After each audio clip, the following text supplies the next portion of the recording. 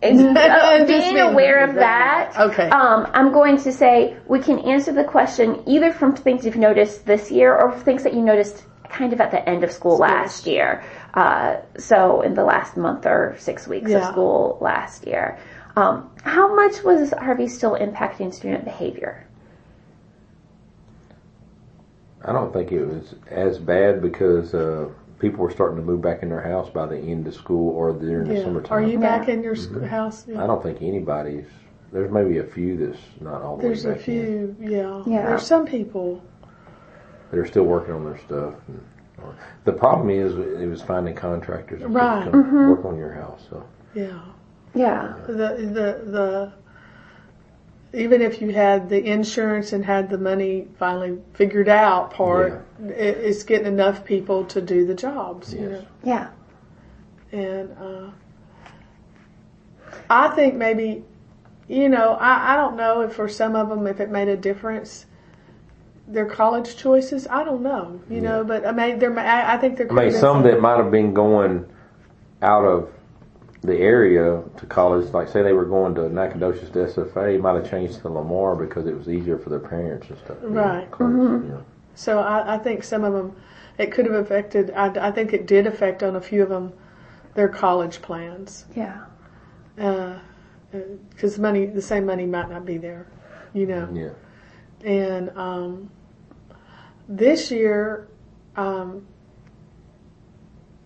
know even at the end, some of my kids would say, Miss Stevenson, I haven't gotten this done. I don't have, I had several kids that would say, we still don't have internet.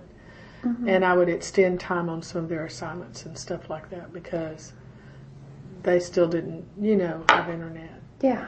And so here, I don't know how many of them. I'm sure financially, though, even if you're back in your house, I'm sure there's still a financial burden that you haven't quite overcome yet. Yeah. It's going to take some time to catch up. Yeah. Yeah. How about attendance? How was attendance being affected at the end of last year, beginning of this year? Well, I haven't noticed. We've only been in school 2 weeks, so. But it hadn't been as bad.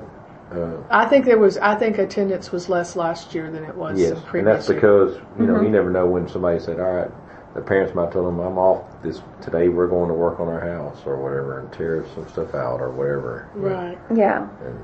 And maybe just the, maybe you just don't feel as well.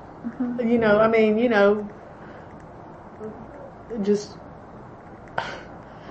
Or you feel like you've already missed so many days so what's another day?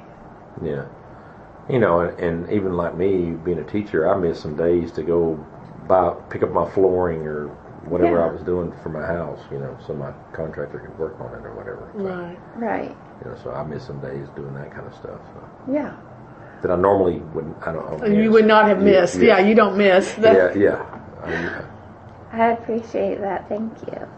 And finally, what about academic achievement? How was that still being affected at the end of last year, beginning of this year? Knowing 2 weeks. I feel like, our star scores for math, I can just talk about math. Yeah. We still were at the 93%, but we didn't have, when you have approaches, meets, and exceeds, we didn't have as many in the meets and exceeds as we have in previous years. And I really attribute to that. When you lose a month of school, you can't go into the depth, or the kids don't have the time for it to sink in. Like she said, she might have only got the 85% of what was on the test, so they did well on the 85%, but the 15% they didn't do as well on. Yeah, right. Or the kids in our algebra department, and I think on the AP test, I don't feel like my calculus students, I don't feel like most of them even really tried. I'm going to be honest about that. I taught the material I did, but they were pulled in so many directions, and it was like just wasn't that important to them. You know, they wanted the GPA for being in class. They wanted the material. They really weren't real. I had a couple of kids do really well on the AP Stat test, but I feel like the kids were just kind of getting through.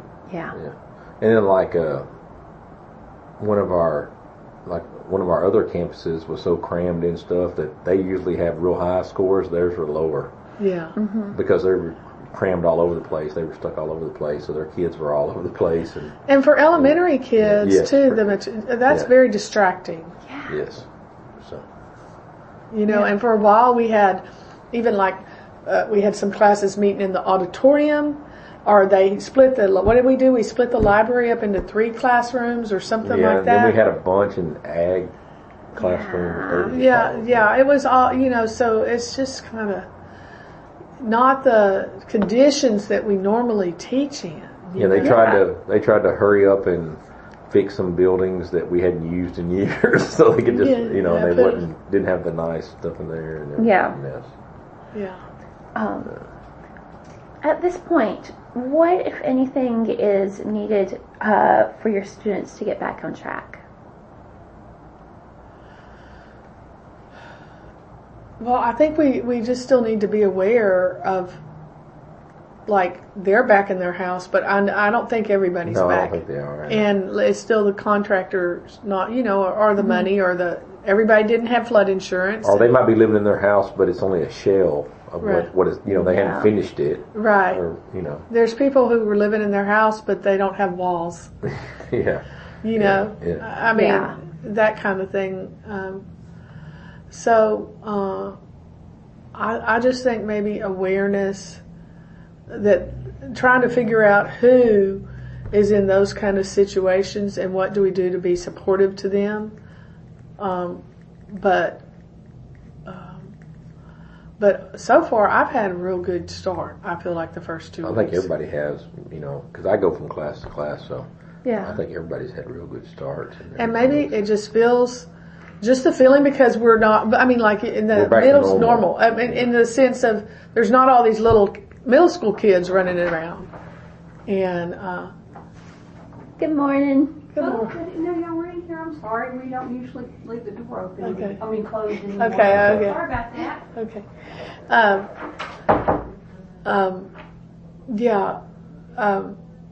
What was? Oh, yeah. Just not having. But being back to normal Yes. and not having all the middle schoolers Yes. around. Oh, Good morning. Uh, I appreciate you slipping in anyway. I'm Sarah Cannon. I'm recording. That's okay. No, my name's Mike Bushel. It's great to meet you. We are almost done, so we'll see what all you add in these last few questions.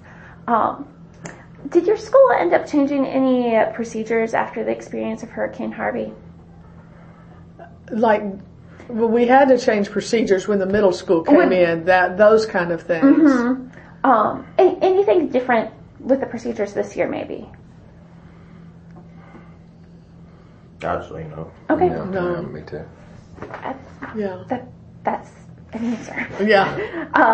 And then, having been through the experience of Hurricane Harvey, what advice would you give to school personnel, from teachers to administrators, after a hurricane hits their community?